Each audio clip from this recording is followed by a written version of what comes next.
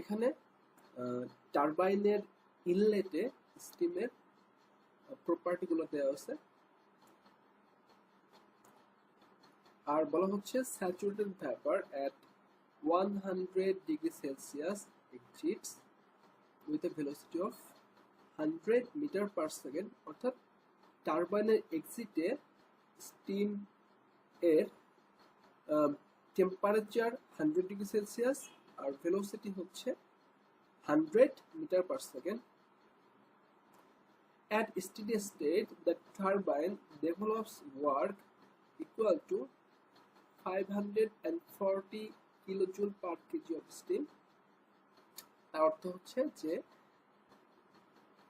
প্রতি কেজি স্টিমের জন্য turbine 540 kilo joule work develop করে।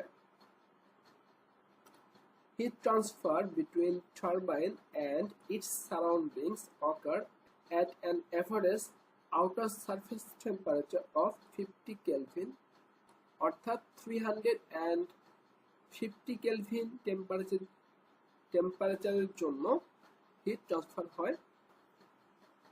বের করতে হবে rate of entropy generation for per KG of steam. প্রতি কেজি স্টিম ফ্লো এর জন্য কতটুকু এনট্রপি জেনারেট হচ্ছে সেটা বের করতে হবে। এখানে টিএস ডায়াগ্রাম দেখতে পাচ্ছি। আমি আগে দুটো ভিডিও তৈরি করছি, সেখানে আমি টিএস ডায়াগ্রাম সম্পর্কে ডিটেইলস আলোচনা করছি। যদি কেউ না বুঝতে পারো তাহলে ওই ভিডিওগুলো দেখার অনুরোধ জানাচ্ছি। তো এগুলো হচ্ছে টারবাইনের ইনলেট কন্ডিশন, এটা হচ্ছে এক্সিট কন্ডিশন, এটা হচ্ছে টিবি হচ্ছে যে এভারেজ যে টেম্পারেচারের জন্য হিট ট্রান্সফার হচ্ছে সেটা। আমাদেরকে বের করতে হবে রেট অফ এনট্রপি জেনারেশন, অর্থাৎ এই জিনিসটা সিগমা সিভি বাই এম। প্রতি কেজি স্টিম ফ্লো হইলে কি পরিমাণ এনট্রপি জেনারেট হয় সেটা বের করতে হবে। তো এটা বের করার জন্য আমরা mass and entropy rate balance করব। তো সেটা কি? সেটা হচ্ছে টারবাইনের ইনলেটে টোটাল এনট্রপি ইকুয়ালস টু টারবাইনের এক্সিটে টোটাল এনট্রপি। এটা এখন দেখি টারবাইনের ইনলেটে কি কি ধরনের এনট্রপি জেনারেট হতে পারে। একটা হচ্ছে হিট ট্রান্সফারের জন্য হতে পারে, তো সেটা হচ্ছে কিউসিভি বাই টিবি, অর্থাৎ প্রতি কেলভিন টেম্পারেচারের জন্য কি পরিমাণ হিট ট্রান্সফার হয় সেটা। এই কিউসিভি দিয়ে আমরা বুঝতেছি heat transfer for control volume, CV for control volume. তো প্রতি কেলভিন টেম্পারেচারের জন্য কি পরিমাণ হিট ট্রান্সফার হলো সেটা হচ্ছে কিউসিভি বাই টিবি, প্লাস ইনলেটে টোটাল এনট্রপি সেটা হচ্ছে MS1। আর ইনলেটে যেহেতু এনট্রপি জেনারেট হচ্ছে, কি পরিমাণ এনট্রপি জেনারেট হচ্ছে সেটা হচ্ছে এই সিগমা সিভি ইকুয়ালস টু এক্সিটে স্টিমের টোটাল এনট্রপি, সেটা কি? সেটা হচ্ছে এটা MS2। এইটাকে আমরা সিম্পলিফাই করে রিঅ্যারেঞ্জ করে পেয়ে গেলাম সিগমা সিভি বাই এম, অর্থাৎ প্রতি কেজি স্টিমের জন্য কি পরিমাণ এনট্রপি জেনারেট হচ্ছে সেটা হচ্ছে এটা। তো দেখতে পাচ্ছি এই জিনিসটা বের করার জন্য আমার কি কি লাগবে? S2 লাগবে, অর্থাৎ আউটলেটে স্টিমের এনট্রপি, S1 ইনলেটে স্টিমের এনট্রপি, আর লাগবে হচ্ছে প্রতি কেলভিন টেম্পারেচারের জন্য কি পরিমাণ হিট ট্রান্সফার হচ্ছে সেটা।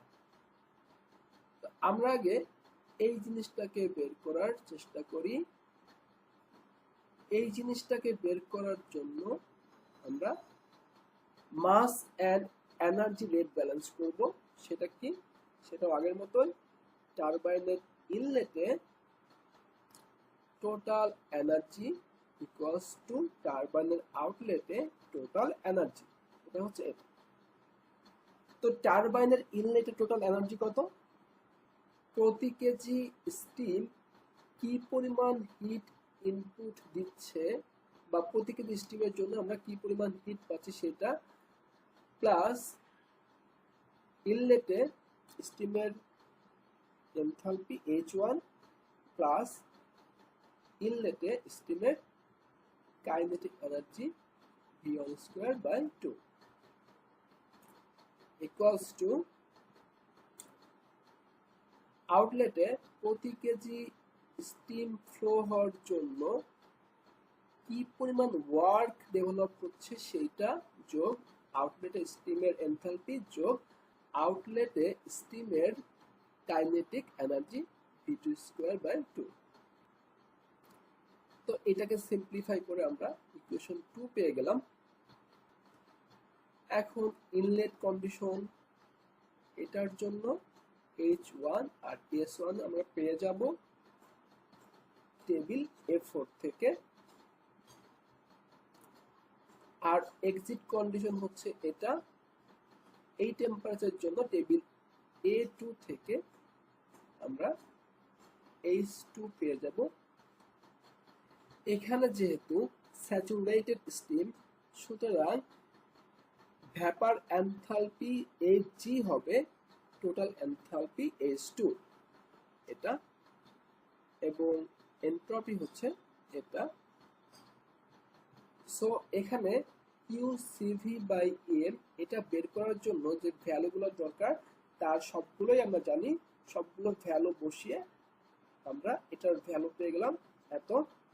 Finally rate of entropy generation, এটা বের করার জন্য যে ভ্যালুগুলো দরকার তার সবগুলো আমরা এখন জানি। সেগুলা বসিয়ে আমরা অ্যান্সার পেয়ে গেলাম এত। So that's it, thanks for watching.